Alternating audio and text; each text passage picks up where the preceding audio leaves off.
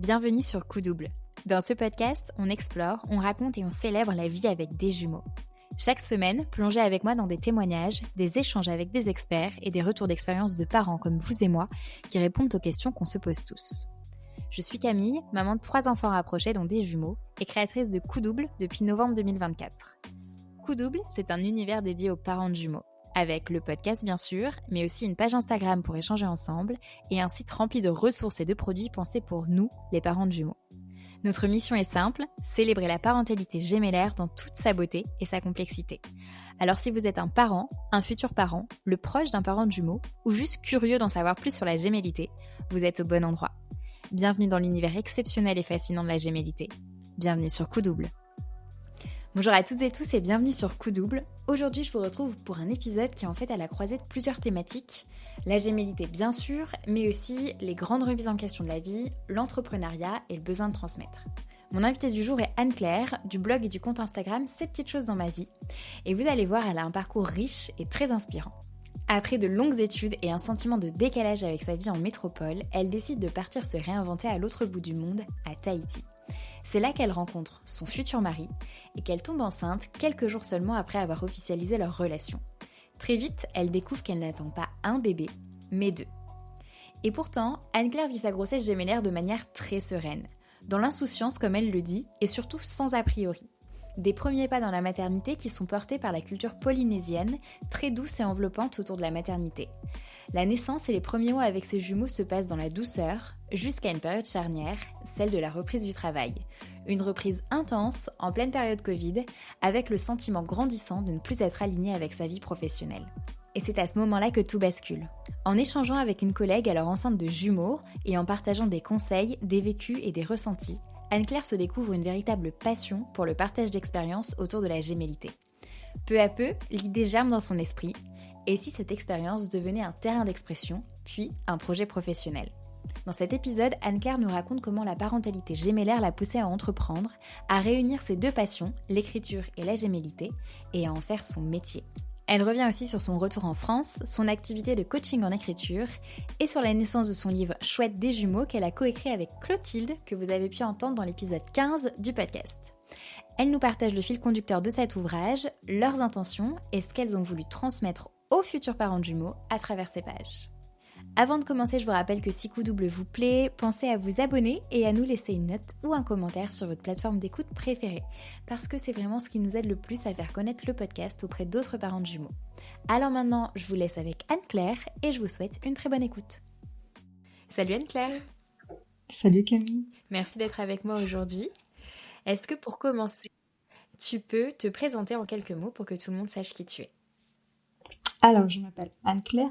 Je tiens le blog Ces petites choses dans ma vie qui est en ce moment en stand-by parce que je mène mon business en parallèle. J'ai aussi le podcast, ça change de nom en ce moment. J'étais aussi en train de bouger avec la sortie de notre livre avec Clotilde. Ouais. Je suis maman de jumeaux qui vont avoir 5 ans, une petite fille et un petit garçon. Et tout nouvellement, maman de cette petite fille. Ouais, félicitations. Donc félicitations en plein pour tout ça. Ouais. Merci. On va justement aborder tous ces sujets, ce qui est entrepreneuriat, tous les projets que tu as en cours, le livre évidemment, et parler de gémellité, savoir justement ce que la gémellité a justement chamboulé dans ta vie. Si on repart quelques années en arrière, est-ce que, parce que tu m'en as parlé, mais du coup je spoil un peu, tu as vécu plusieurs années à Tahiti, qu'est-ce qui t'a amené déjà à quitter la France il y a quelques années en arrière? Tout. Je suis sortie d'un doctorat, j'ai soutenu ma thèse avec mention du jury, c'est ce que je visais, trop bien, j'étais contente. Mais en fait, je suis arrivée jusqu'à la thèse parce que je savais toujours pas ce que j'avais envie de faire de ma vie, en fait. Ok. Et quand je réfléchissais à ce que je voulais faire de ma vie, souvent j'ai essayé d'avoir des idées de business, tu vois, déjà. Mais comme j'étais pas emballée à chaque fois, je continuais mes études, je continuais. Et c'est comme ça que je suis arrivée au doctorat. Donc j'arrivais avec ma soutenance de thèse, j'ai mon doctorat, super. Et là, je me dis, mais en fait, j'ai pas envie d'être enseignant-chercheur, j'ai pas envie d'être chercheur, j'ai pas envie de travailler là-dedans finalement. Ouais, c'était dans quel domaine? C'est lié à ce que tu fais aujourd'hui? J'étais dans le... c'est un bagage qui m'aide beaucoup dans ce que je fais aujourd'hui. J'ai un doctorat en sciences de gestion, marketing et comportement du consommateur. Et je l'ai adapté donc à la santé publique. Donc tout ce qui est changement des comportements envers un comportement de santé. Et là, je me dis, mais en fait, non, je, je pas forcément, ça m'emballe pas plus que ça. Ça me plaît parce que je suis curieuse, mais à vie, non, non. Ma vie perso, bah, c'était le train-train. J'étais belle-mère en plus. Ouais. Je m'épanouissais pas non plus beaucoup dans ma vie privée. Et là, je me dis, bah, en fait, j'ai besoin de respirer. J'ai besoin de quitter Moi, je suis originaire de Nice, donc j'habitais à Nice. Et bon, tout le monde aime Nice parce qu'il y a une super belle image, mais à y vivre, il y a des... Moi, j'étais pas forcément bien. Et puis, j'avais envie de prendre l'air. Voir autre chose, ouais. Voilà. Et je me suis dit, bah, quitte à avoir pour l'instant un boulot alimentaire, autant le faire au soleil. Donc, j'avais une amie encore plus au soleil. Martinique. Que pour nous, Bah, c'est quand même le soleil. Hein. Ah oui, oui, ah oui, non mais oui, d'accord. C'est vrai. Donc encore plus au soleil. Et du coup, j'avais une amie à Martinique. Ouais. Et ma mère qui revenait de Tahiti parce qu'elle est prof, elle avait vécu 4 ans là-bas. Okay. Donc elle avait encore des relations parce que quand on arrive là-bas, moi je connaissais pas du tout les îles ni comment ça se passait, donc autant avoir un pied à terre ou quelqu'un pour nous accueillir les premiers temps. C'est sûr. Et donc je regarde, je me dis bah, serveuse sur la plage, ça me va très bien pour l'instant, j'ai besoin de faire le point. Et puis le hasard faisant bien les choses, ou pas, je sais pas, mais j'ai trouvé un boulot dans mon domaine finalement. Je suis allée sur un site qui faisait de la recherche ou de la promotion en santé publique, promotion de la santé, à Tahiti, et j'ai demandé des informations. Ils m'ont dit on a bien reçu votre candidature, on vous propose un entretien. Je suis bah ok, je n'en demandais pas tant, je voulais juste des renseignements dans un premier temps. Et puis finalement voilà comment ça s'est fait. 2 mois après, j'étais à Tahiti. Ok, donc alignement total des planètes, ouais. Ah ouais. Même jusqu'au travail, ouais. C'est ça. Du coup, ouais, c'est ça. Avec mon doctorat, ça m'a permis justement d'aller là-bas finalement. C'était pas plus mal. C'est sûr. Comment ça se passe justement l'installation là-bas? J'arrive chez une connaissance amie de ma mère qui m'accueille gentiment le temps que je trouve un appartement. Et je commence le travail, je crois. Je suis arrivée le 4, j'ai commencé le 9 octobre 2017. Donc je suis arrivée voilà, quelques jours seulement avant, le temps d'ouvrir un compte, le temps de... Bah, c'est comme partout après, hein. D'avoir une boîte postale parce qu'on n'a pas d'adresse ni de boîte aux lettres là-bas, c'est des boîtes postales qu'on va consulter en ville, le temps de faire tout ça. Donc elle m'accueille et puis je rentre de suite dans la vie tahitienne finalement avec mon train-train parce que oui c'est des îles, oui il y a la plage. Bon, Tahiti c'est pas Bora Bora, il y a pas la plage comme c'est pas le lagon, hein. On va pas à Tahiti pour son lagon, on va à Tahiti pour sa montagne et voilà, mais pas pour son lagon. Donc du coup Tahiti, j'avais mon train-train comme si j'arrivais je sais pas au Segor, tu vois, par exemple. Voilà, c'était une nouvelle vie en bord de mer avec montagne et un travail, donc des horaires. Donc voilà, c'était pas non plus des vacances, mais c'était chouette parce qu'à chaque pas que je faisais, je découvrais un nouvel arbre que je connaissais pas, tu vois, des fleurs, une ambiance, une atmosphère, et puis les sonorités, les accents de là-bas. On roulait air, c'est joyeux. Je crois que je croisais quelqu'un, on me regardait droit dans les yeux, on me disait bonjour en tahitien. J'avais l'impression d'être attendue. J'avais pas l'habitude qu'on me dise bonjour à chaque fois que je croise quelqu'un, tu vois. Donc c'était vraiment, vraiment agréable.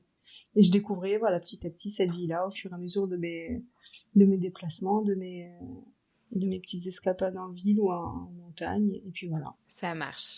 Côté vie perso, parce que tu nous as dit que quand tu étais à Nice, voilà, tu étais belle-mère, mais tu n'étais pas forcément alignée avec justement non plus le côté perso. Comment ça se passe justement côté perso une fois arrivée à Tahiti? Côté perso, bah, j'ai quitté mon ex du coup presque du jour au lendemain. Je suis partie sans lui et j'ai dit stop. Donc évidemment, je continue à avoir des petites nouvelles et je respirais en fait. J'étais bien. Je me sentais libre et légère. Et c'est ce que j'étais venue chercher finalement. Libre et légère, je faisais de la place un petit peu dans ma tête et ma charge mentale du quotidien que j'avais à Nice. Je vivais pour moi, je vivais pour mes envies, mes besoins, et j'essayais vraiment de me recentrer pour savoir ce que je voulais vraiment, finalement. Et c'était tout bénef. J'ai repris les trails, j'ai repris, voilà, je pensais à moi. Ouais, Voilà, tu te tout ce reconcentres que... sur toi. C'est ça, je pense un petit peu à ma garde-robe, ça paraît bête, mais ça fait du bien, tu vois, il y a plein de petits trucs comme ça, tu vois. Donc oui, personnellement, c'était top. Et au bout de combien de temps, justement, est-ce que tu rencontres ton compagnon actuel? Mais on avait une connaissance en commun, donc je l'ai rencontré plus de temps après que je sois arrivée. Je suis arrivée en octobre 2017, j'ai dû le rencontrer en juin 2018, sans savoir que c'était lui finalement. Parce que on avait une connaissance en commun, mais on se voyait pas souvent. Ouais. On se voyait à l'occasion d'un événement, à l'occasion d'un anniversaire, à l'occasion, voilà. Mais on se côtoyait pas tant que ça. On s'appréciait quand on se voyait, mais on se côtoyait pas en dehors de ça. Et la pandémie est arrivée. Ouais. Et là-bas, Facebook marche très bien. Ça marche pour vendre, tout se fait par Facebook. Et donc, je reçois une demande d'amis de mon mari. Et je dis, oh, bah, tiens, c'est sympa que ça parle et tout. Puis on va parler, puis on parlait. Et moi, à l'époque, du coup, j'avais changé de poste pendant la pandémie. J'étais en poste à la communication de crise, du coup. Ouais, ok. Pour avertir, pour envoyer tous les messages de prévention et de gestes barrières et d'occuper les gens aussi. C'était aussi notre boulot à la direction de la santé. On essayait de faire des ateliers sur Facebook pour occuper un petit peu les gens. Donc j'étais là. Donc c'était un peu la cohue. Tout le monde y allait de son expertise. Tout le monde, c'était un peu là n'importe quoi. J'étais en plein craquage. Donc souvent, il me demandait comment ça allait. Et puis je lui racontais. Il me disait non mais ça va aller, t'inquiète. Et puis on a commencé à vraiment sympathiser comme ça. Ouais. Et ensuite à se voir à l'extérieur. À l'occasion d'une plage, à l'occasion d'un brunch. Et le dimanche matin, ils aiment bien bruncher. Donc voilà, petit à petit, on s'est rapprochés. Et puis je sais pas, peut-être deux mois après, c'était évident. Ça a fini par être évident, en fait. C'était lui, en fait. Donc voilà, ça s'est fait très naturellement. Ouais. Alors qu'on se connaissait déjà depuis un petit moment, sans se connaître finalement vraiment. Et voilà, donc c'est comme ça qu'on s'est rencontrés, que tout a commencé. Ça marche. Est-ce que vous parlez aussi rapidement et naturellement d'enfants ensemble ou pas forcément? Pas du tout, pas du tout, pas du tout. Pas du Moi, tout. je sais que je veux être mère depuis que j'ai 17 ans, j'ai envie d'être mère. Mais ça s'était pas fait. À l'époque, là, je te parle, j'avais 37 ans, donc ça faisait 20 ans Ouais. que je voulais être mère, mais bon, c'est pas au point de faire n'importe quoi non plus. Hein. Et donc, on n'en parle pas du tout parce qu'on profite des premiers instants. Ah ouais. Donc, on n'en parle pas du tout. Vraiment, on est dans le délire, tu sais, des premiers temps où on fait plein de choses ensemble. On va en randonnée, on va à la plage, on se voit tous les jours, l'un chez l'autre. Voilà, donc on n'en parle pas du tout. Pas du tout. C'était vraiment pas le timing de parler de ça. Enfin, voilà, donc on n'en parle pas. Et puis, c'était pas tout à fait un mois après, j'ai eu un retard. Ouais.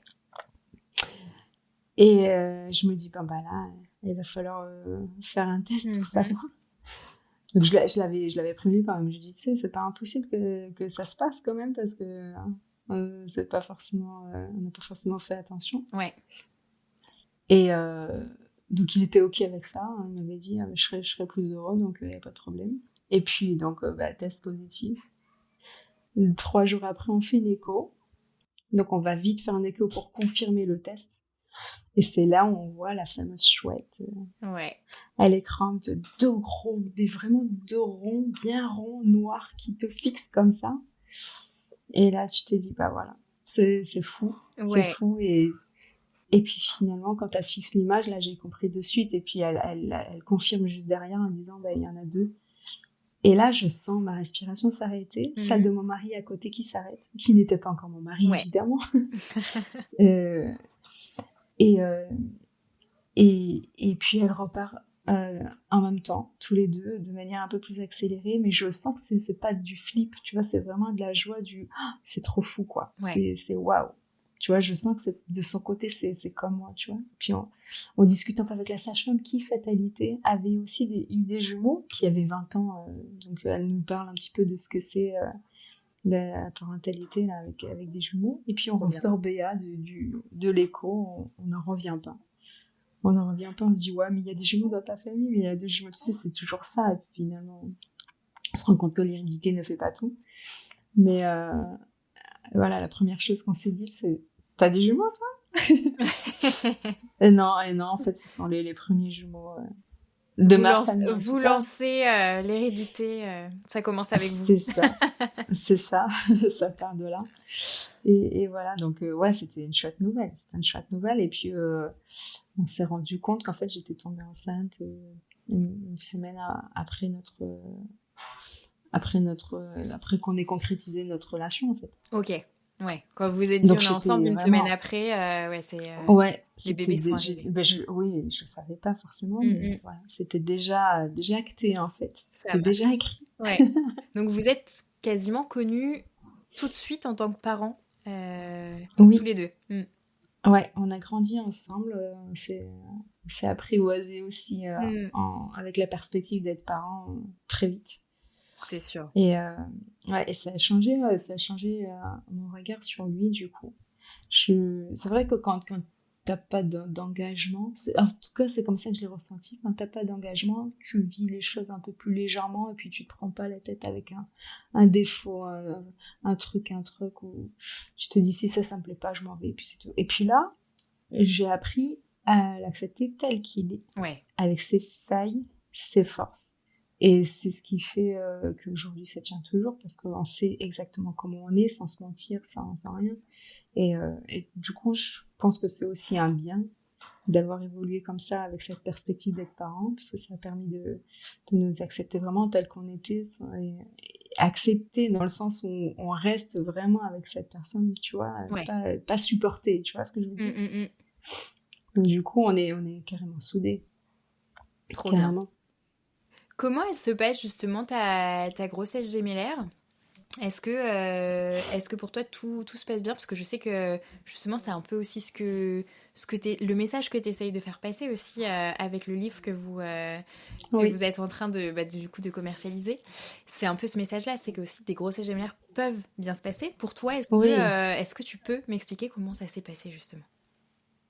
Écoute, moi j'avais des a priori sur rien, parce que j'avais pas ces côtés, toutes ces injonctions négatives autour de moi, ni ces peurs qu'on rejette sur moi parce que j'atteins des jumeaux. Donc j'ai vécu ça assez dans l'insouciance en fait. Je me suis laissée guider par ce qui se passait. Il n'y avait pas de attention, c'est risqué, attention, il n'y avait pas tout ça. Donc moi j'évolue vraiment, c'est ça, dans l'insouciance et la légèreté, à me laisser porter par ce qui venait, et surtout par ce que je ressentais. Tu vois, je me suis vraiment connectée à mon corps, à eux, et puis j'ai vécu ça très légèrement. Oui, il y a eu des péripéties quand même. J'ai fait une séroconversion à la toxoplasmose, donc j'ai fait le choix, parce que là aussi on a le choix, on a toujours le choix. Rien n'est imposé, mais j'ai fait le choix de faire une amniosynthèse pour être sûre que le toxoplasme n'était pas passé. Donc, 2 poches, 2 aiguilles, 2 piqûres, c'était sympa. Mais oui, je me suis dit que c'était le seul moyen de prendre soin d'eux finalement, et de rectifier un petit peu si le toxoplasme est passé.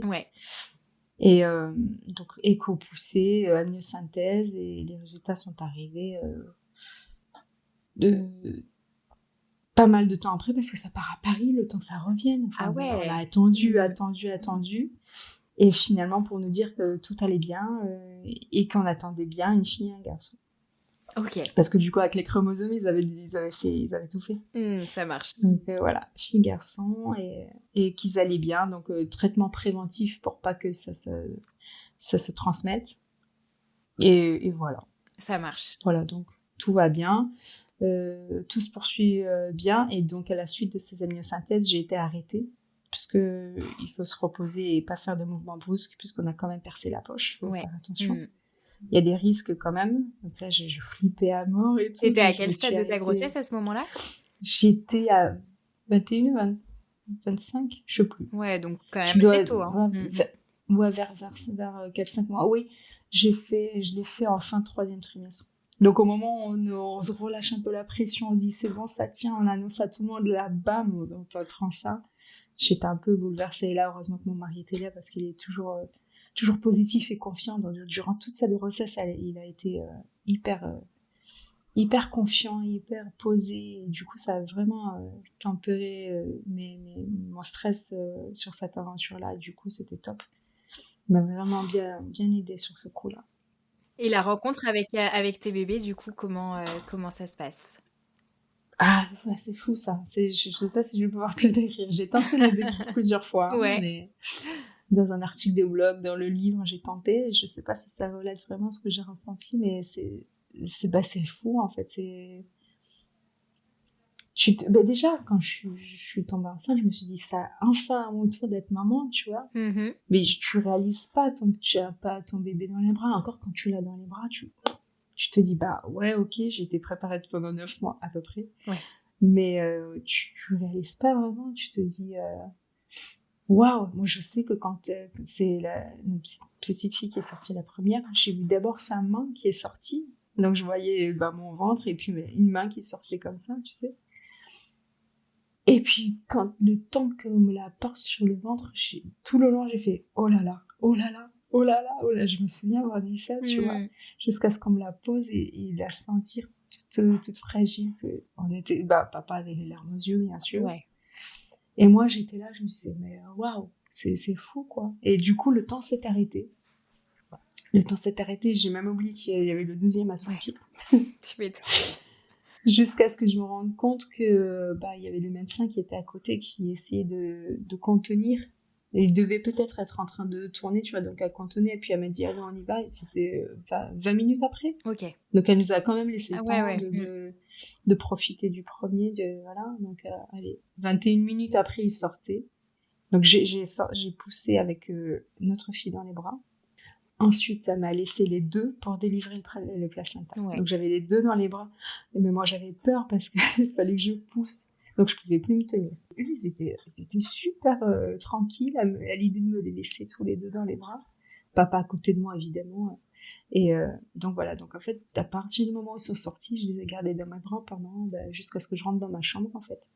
Tu penses que c'était aussi doux parce que t'étais à Tahiti ou oui. Ouais, tu penses que ça a joué?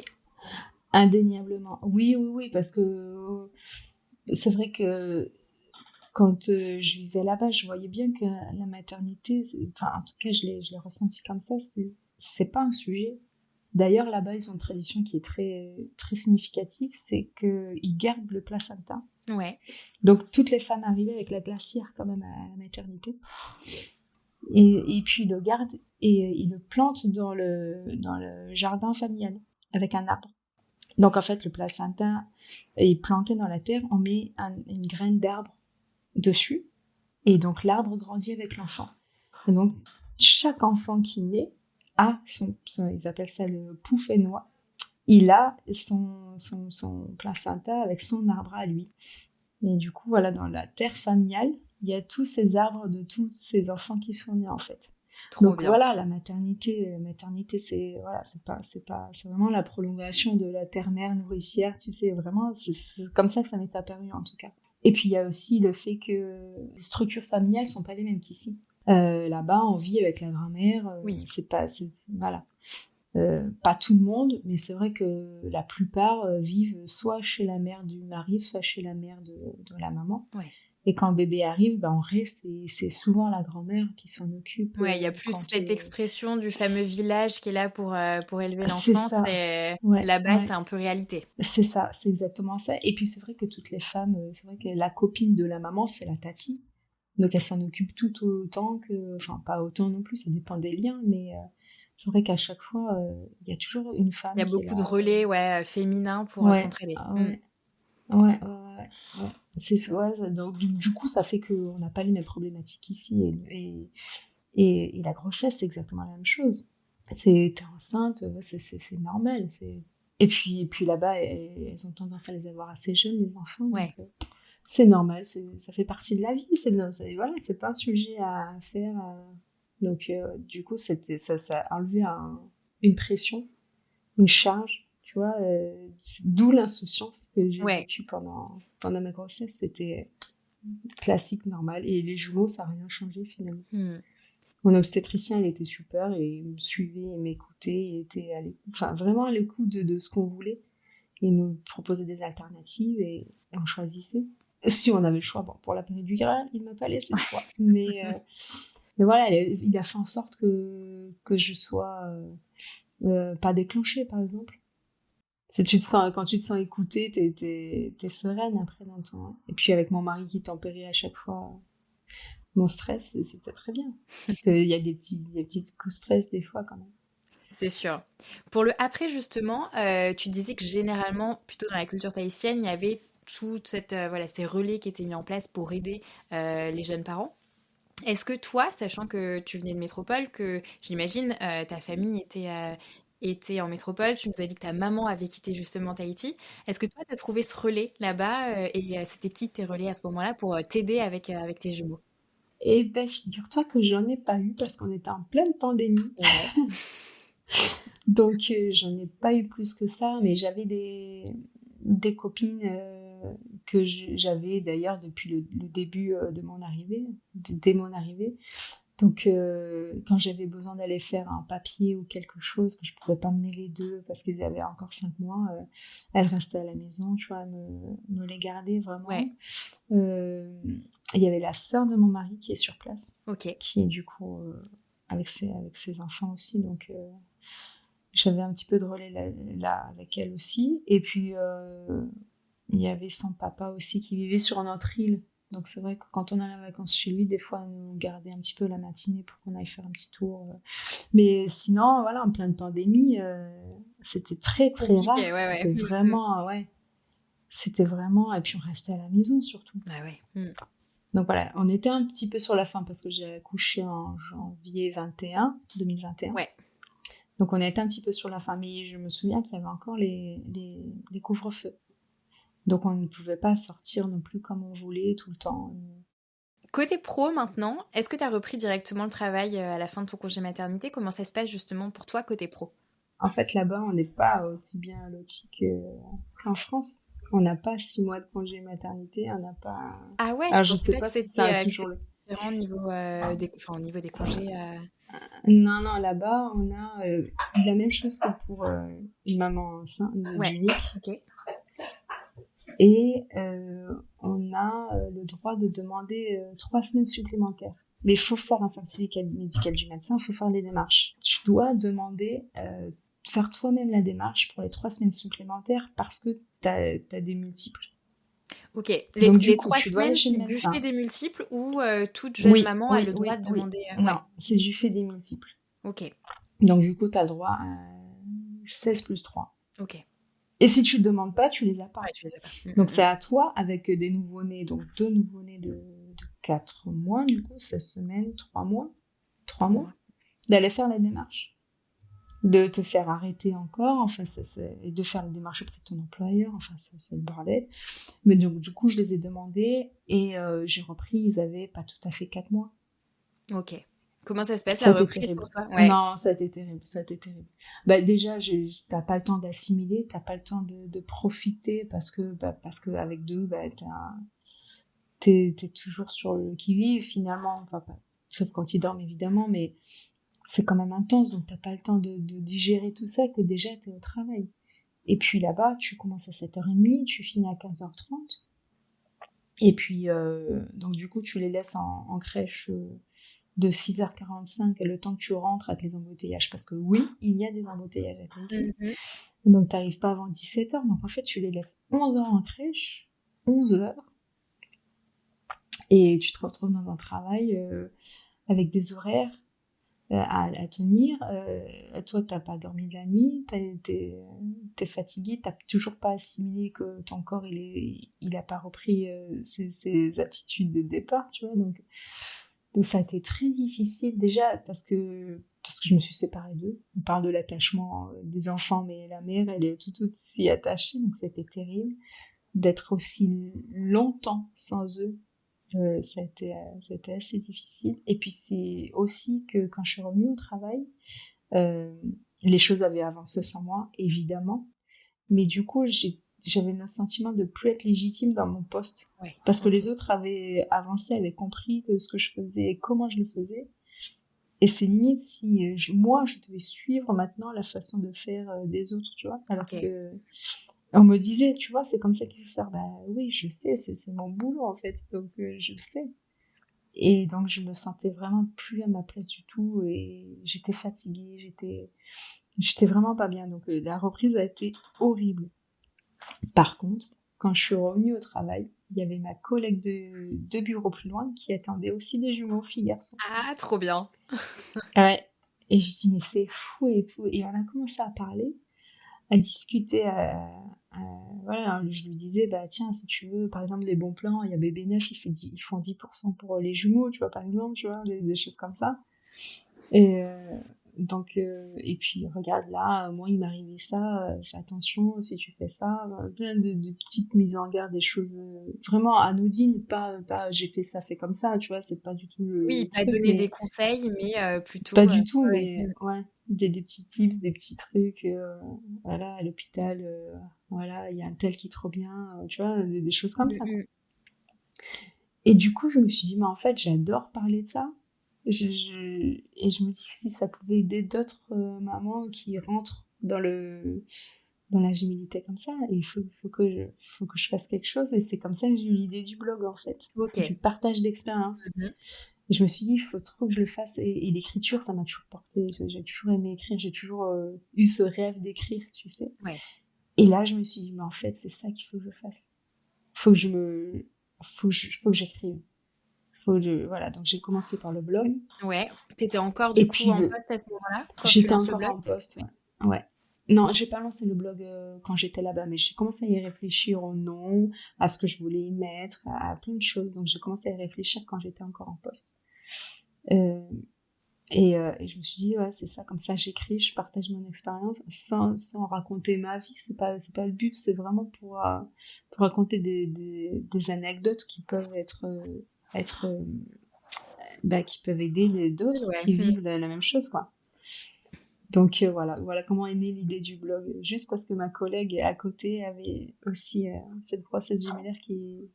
Ah, le temps, 6 mois déjà. 6 mois de grossesse quand je suis Ok. rentrée. Ça marche. Ouais, ouais. Et du coup, Donc voilà. à quel moment tu prends la décision justement de quitter ton emploi et de te mettre à ton compte? Alors moi, depuis que j'étais là-bas, je marchais en CDD. Ok. Donc j'avais des CDD que je renouvelais. Là, j'arrivais en fin de CDD. Mon mari, lui, il a grandi là-bas. Il voulait voir autre chose. Parce que quand t'es sur une île, ça doit être Tahiti, mais t'es sur une île quand Oui, même. Tu vois oui, c'est vrai pas que non nous, de plus la grand-chose, tu métropole, vois. ça fait rêver, mais Bah oui, ouais, oui, oui. 30 ans sur Après, l'île, ouais, on peut vite faire le c'est tour. ça. T'as plein d'îles autour que tu peux aller voir et c'est jamais pareil. Et c'est très enrichissant. D'ailleurs, j'ai voyagé, j'ai fait presque 15 îles à travers les 5 archipels. Je me suis régalée. Mais voilà, tu vois pas non plus. Voilà. Donc bon, bref, mon mari il voulait changer, il voulait bouger. Moi, j'étais pas bien. Quand j'étais revenue dans mon travail, j'étais plus Ouais. bien. Alors que j'adorais ce que je faisais. Et donc je me suis dit, écoute, si tu veux partir, c'est maintenant. Je demande pas de CDI et puis on s'en va. Donc là, les enfants allaient avoir 1 an. On est arrivé en métropole le jour de leur anniversaire. Voilà, comme Ok. ça. Donc on s'est dit, allez, c'est maintenant ou jamais. Et puis moi, du coup, ça me trottait encore de plus en plus dans la tête le fait de me mettre à mon compte, ne serait-ce que pour aussi profiter de ma vie de famille que j'ai tellement attendue Ouais. finalement, tu vois. Et je me dis, allez, j'ose. Il faut que j'ose en fait. Il faut que j'ose pas faire le pas. Et là, tout ce qui se passe en ce moment, ça commence à s'aligner. Et voilà, c'est maintenant en fait. Faut que je le fasse. Ça marche. C'est quoi à ce moment-là, justement, le business que tu montes côté pro? Dans quoi est-ce que tu te lances concrètement? Eh bien, figure-toi que je ne le monte pas encore, puisque je quitte mon emploi, mon CDD finit le 31 décembre, et on part peut-être 3 semaines chez son papa sur une autre île, en attendant de prendre l'avion on a pris l'avion le 17 janvier. Ok. Donc on est arrivé le 18 pour leur anniversaire. Et donc je commence pas tout de suite, parce que là j'ai que 3 semaines de battement, donc je commence à réfléchir au blog. Je pose des choses sur un carnet, tu vois, simplement. Et puis je me dis, en métropole, ce qui est bien, c'est que il y a des aides qu'on n'a pas à Tahiti et qui vont me permettre de me reconvertir. Tu vois, de faire une formation, de faire voilà. Donc du coup, j'attends d'arriver en métropole pour lancer vraiment ma reconversion, et là, je décide que c'est l'écriture, sans hésitation. Sans hésitation. Donc je fais une formation de copywriter, et une fois que je commence, je me dis, je suis pas encore dans ce que je veux faire là. Mais ça m'a aidé. Il y a du mieux, mais c'est pas encore tout à fait ça. C'est pas encore ça que je veux faire. J'écris, c'est bien. Du coup, c'est à ce moment-là que je lance mon blog, donc c'est en 2022, je crois, 2023. Et puis là, je tombe sur une formation de co-écrivaine, de livres d'entrepreneurs. Et je me dis, ça serait chouette. Parce que c'est des formats longs où je peux mieux exprimer des émotions, des parcours, voilà. Et je me dis, c'est ça en fait. Donc je me forme à la coécriture, et à ce moment-là, je commence en flèche. Ça démarre en flèche, et je prends la plume pour plusieurs clients. Et comme je te dis, les premières années, ça démarre en flèche. La deuxième année, c'est celle que j'ai vécue là en 2025. Qui a été un peu ralenti par ma grossesse, et donc les projets n'ont pas été très nombreux, mais un jour je me dis, mais pourquoi j'en ferais pas un mois finalement? Pourquoi c'est réservé? C'est pas forcément réservé avec mes clients, maintenant je sais faire, donc go. Et je me dis, je commence à réfléchir sur le sujet. Évidemment, c'était dans la ligne de mon blog, ça pouvait pas être autrement, parce que c'est des messages que j'ai envie de porter. Le fait que avoir des jumeaux, c'est pas négatif, c'est pas la catastrophe, c'est juste un super cadeau. Et puis t'étais connue entre guillemets pour ça, enfin. Oui. On te connaissait, on te connaissait pour ce blog sur les jumeaux, donc ça faisait du sens justement de le prolonger avec un livre. C'est ça. Et puis en réfléchissant, je me dis, mais je voudrais vraiment axer sur le côté grossesse, tu sais, le côté, on entre vraiment dans la gémilité à ce moment-là. Ouais. Et j'avais déjà rencontré Clotilde, qui avait participé au blog, qui avait participé au podcast, qui avait participé aussi au e-book que j'avais fait sur se préparer, avec plein de parents qui avaient témoigné. Et là, je dis, mais je peux pas l'écrire sans elle, c'est pas possible, il faut que je la contacte. Et je l'ai contactée, je lui ai proposé, elle m'a dit, mais oui, mais évidemment que je t'accompagne dans ce projet-là. Et voilà, donc on se lance toutes les deux dans ce livre. Donc en fait, c'est un projet qui, à la base, vient de ton envie à toi, du fait de ton histoire personnelle, du blog que tu as lancé et de ta formation justement autour de l'écriture. Tu contactes Clotilde pour que vous l'écriviez à deux. Qui a la même démarche à travers son accompagnement. Oui, parce tout à fait. Elle aussi, elle le fait parce que tout ce qu'elle a vécu, elle se dit, il faut que je le transmette. Tu vois, on a exactement la même démarche toutes les deux, et c'est aussi pour ça que j'ai fait appel à elle, parce qu'on a cette envie de véhiculer du positif et de la sérénité autour de cette grossesse gémellaire et de ces premiers instants avec nos bébés. Ouais, tout à fait. Tu vois? Ouais. Et à ce moment-là, quand vous commencez toutes les deux à parler de ce projet de livre, est-ce que vous avez déjà contacté un éditeur? Est-ce que vous avez déjà été contacté par un éditeur? Ou est-ce que ça en est justement plutôt au niveau édition? Pas du tout. Ouais. Pas du tout, parce qu'en fait, dans la démarche classique, j'allais dire, il y a pas de règles vraiment, mais la plupart du temps, on écrit notre manuscrit, et avec notre manuscrit, on va démarcher une maison d'édition. Ok. Donc l'idée, c'était ça là. On écrit, on se met d'accord sur les parties, sur la structure, sur ce qu'on a envie de transmettre, sur comment on a envie de le dire, voilà, on se met d'accord sur tout ça. Et ensuite, on ira démarcher les maisons d'édition. Donc moi, j'avais déjà une liste, parce qu'évidemment, j'avais déjà pensé à plein de maisons d'édition. Et puis, un jour, Clotilde me dit, mais j'ai une éditrice qui est arrivée dans mes abonnés. Je dis, ah bon? Et donc, je regarde, elle m'envoie le profil, je regarde, je dis, oh, mais c'est une maison d'édition qui est sur ma liste, elle est trop bien, cette maison d'édition et tout. Bah, écris-lui, sois-tu la bienvenue, écris-lui.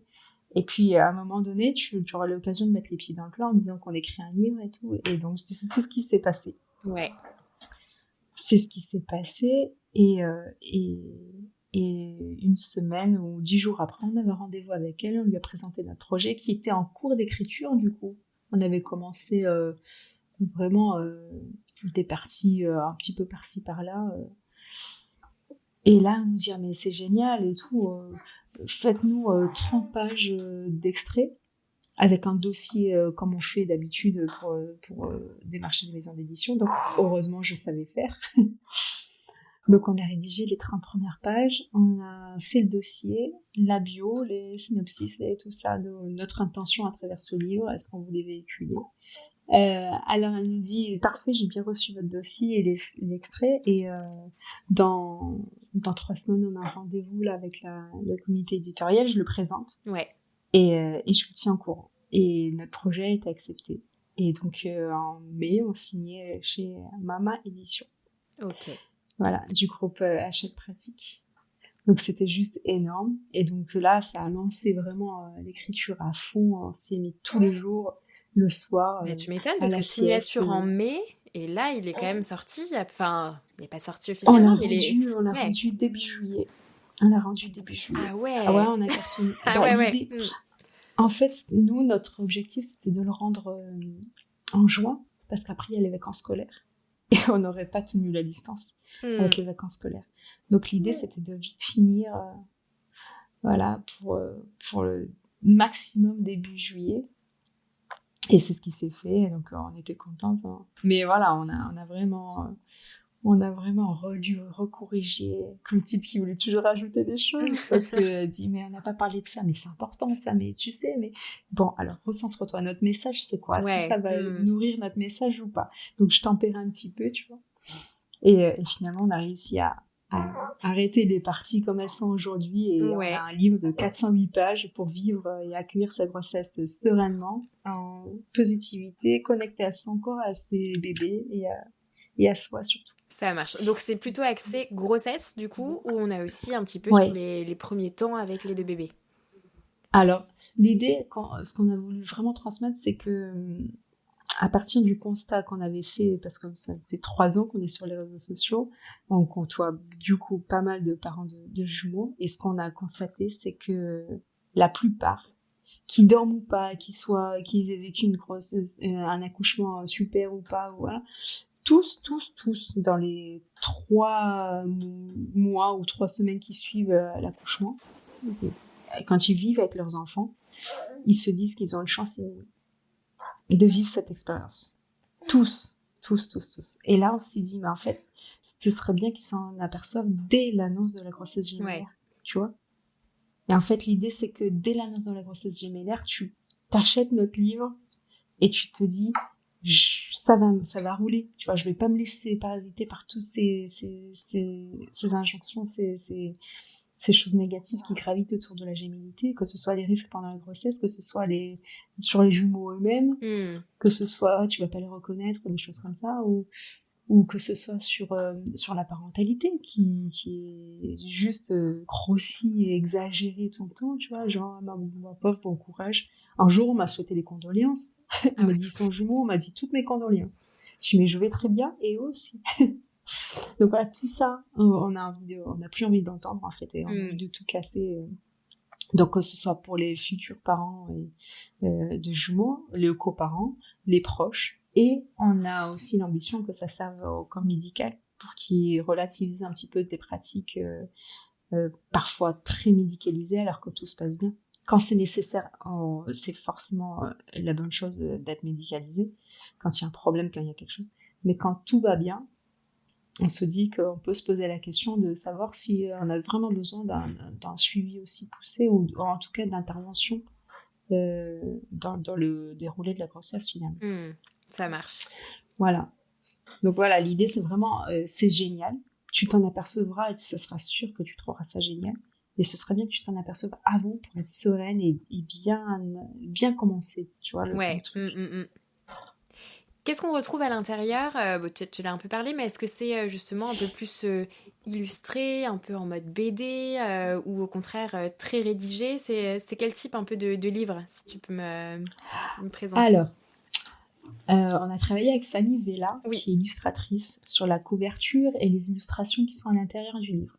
C'est pas une BD. Il y a quelques illustrations en début de partie et on a notre petite icône, on a un petit pictogramme sur nos tips de maman. Donc c'est Clotilde et moi. Elle nous a refait Clotilde et moi, c'est génial. donc je viens de le dire, il y a des tips de maman. Ouais. Donc c'est les nôtres et ce qu'on a entendu autour de nous avec mon podcast, avec les échanges qu'on a eu avec d'autres parents. Il y a des témoignages de maman. Ouais. Donc il y a évidemment les nôtres en tant qu'auteurs, mais il y a aussi 10 mamans qui sont venues témoigner de leur expérience. Il y a aussi des focus sur des points particuliers, donc sur la place du coparent. Il y a un focus sur l'accouchement et un focus sur le sommeil et l'alimentation. Ça marche. Voilà. Sommeil de la maman pendant la grossesse, alimentation de la maman pendant la grossesse ou bébé? Alors, ce focus-là, il arrive en fin de troisième partie qui est sur les premiers instants avec nos bébés. Ça marche. Donc, ça parle du sommeil des parents, bien sûr, mais ça parle aussi du sommeil de bébé, surtout, et de l'alimentation de bébé. Ça marche. Voilà, parce qu'on se dit qu'une fois que tu as vécu une grossesse sereine et que tu as des petits tips comme ça en début, après, tu as toutes les clés pour prendre le temps de te connecter avec tes enfants et d'évoluer sans conseil finalement, parce que c'est les premiers temps que tu fais connaissance. Donc voilà, ça fait annonce de la grossesse gémellaire, tout ce qu'il faut savoir pour prendre soin de ton corps, de ton corps et de ton esprit. Voilà. En début de livre, on casse quand même toutes les croyances. On essaie de casser un petit peu tous les mythes qui tournent autour de la parentalité avec des jumeaux. Voilà. Pour montrer que c'est pas une fatalité, que c'est pas parce que tu es enceinte de jumeaux que tu vas accoucher prématurément. C'est pas vrai. Ça se peut, évidemment, parce qu'on traverse pas la réalité, c'est possible. Mais ça peut très bien se passer et tu peux accoucher à 40 semaines. Tu sais pas, en fait. Et plus tu es connectée et plus tu es sereine et plus tu as de chances que ça se passe bien, en fait. De faire en sorte qu'on relativise et qu'on se dise c'est pas un drame, en fait. Donc voilà, il y a plein de petites anecdotes. Il y a des mamans qui sont venues témoigner, dont des mamans qui ont perdu leur bébé et qui en sortent quand même grandi. Il y a des témoignages très forts. Et voilà, donc on se dit que tout peut arriver, mais que tu peux mettre toutes les choses de ton côté pour que tout se passe bien, que tu sois bien. C'est ça. L'idée, c'est de présenter les choses factuellement telles qu'elles sont, sans cacher la réalité, comme tu l'as dit, mais aussi d'apporter ces nuances un peu plus positives que celles qu'on peut avoir par ailleurs de certaines personnes du corps médical ou de la société en général. C'est ça, c'est tout en nuance, tu l'as bien dit. Dernière question pour toi. Si on en revient à toi personnellement en tant que Anne-Claire, maman entrepreneur, est-ce que tu dirais que justement c'est la gémellité ou en tout cas la maternité qui t'a justement un peu poussé à ouvrir toutes ces portes que tu avais envisagées, comme tu disais, dès le début de ta carrière? Tu voulais être entrepreneur, c'était quelque chose qui te donnait envie, mais t'as jamais osé sauter le pas. Est-ce que là, c'est vraiment ça qui t'a poussé à sauter le pas? Oui, carrément, complètement, définitivement. C'est parce que j'avais envie de partager aussi ce que c'était. Ouais. C'est parce que j'avais envie de profiter d'eux. C'est parce que j'avais besoin d'un espace à moi et c'est tout ce parcours aussi. Je vais te dire du fait que j'ai eu besoin de prendre l'air qui m'a reconnecté à moi et mes envies. Et eux ont accentué encore tout ça avec leur venue. Et là, je me suis dit, il faut que je fasse ce que j'ai envie dans la vie, parce que sinon, il n'y a personne qui le fera à ma place. Et oui, complètement, grâce à eux, j'ai osé sauter le pas de l'entrepreneuriat et de me dire que finalement, fallait pas que j'aie peur, parce que c'est souvent effrayant de se dire, oui, les premiers temps, on va vivre de rien, tu vois, il y a toujours une petite crainte. Et puis finalement, non, avec eux, j'y pensais même pas. Tu vois, je me suis dit, en fait, j'ai envie d'avoir une vie de famille épanouie, et en travaillant comme ça, comme je faisais, et supporter des horaires, je pourrais pas. Tu vois, et puis voilà, et puis je pourrais pas leur offrir aussi la vie à laquelle j'aspire, qui est de voyager de pays en pays, en expatriation, pour découvrir plein de choses, tu vois. Donc en fait, il y a toute une synergie qui s'est créée avec eux, et je me suis dit, non, il faut que je saute le pas. Donc voilà, j'ai sauté le pas et j'en suis très contente parce que j'adore ce que je fais et je suis complètement alignée avec qui je suis et ce que je veux faire. Donc c'est top. Merci d'avoir écouté Coup Double. Si c'est pas déjà fait, n'oubliez pas de vous abonner et de nous laisser une note depuis votre plateforme d'écoute préférée, puisque c'est vraiment ce qui aide le podcast à se faire connaître et à continuer de grandir. De mon côté, je vous retrouve la semaine prochaine pour un nouvel épisode, et d'ici là, n'oubliez pas, chaque double naissance est une aventure unique, mais vous ne la vivrez pas seule.